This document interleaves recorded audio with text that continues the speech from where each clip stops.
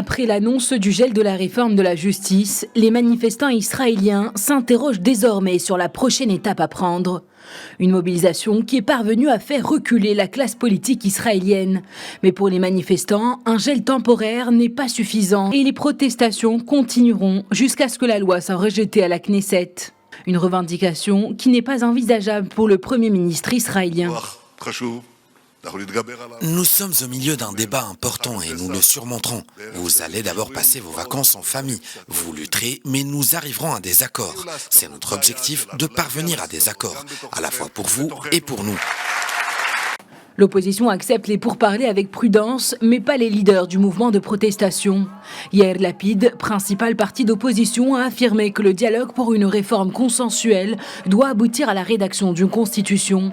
L'annonce de Netanyahou est intervenue après qu'un projet de loi visant à prendre le contrôle de la commission de sélection des juges a été approuvé par la commission parlementaire de la Constitution, du droit et de la justice.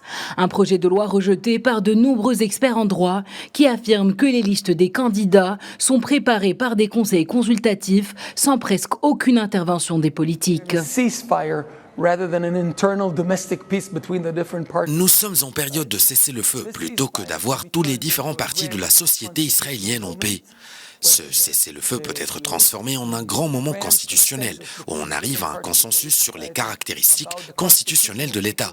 Mais en parallèle, le Premier ministre peut décider lors de la session parlementaire d'été de continuer à promouvoir cette réforme judiciaire. Alors là, les manifestations se poursuivront et dans une certaine mesure, l'instabilité pourrait encore revenir. En cas d'adoption, le projet de loi éliminerait le contrôle de la Haute Cour sur les nominations ministérielles. Une réforme jugée comme antidémocratique par des milliers d'Israéliens. Pour le mouvement de protestation, le gouvernement souhaite limiter le pouvoir des juges et de la Cour suprême pour faire en sorte que le politique ait toujours le dernier mot.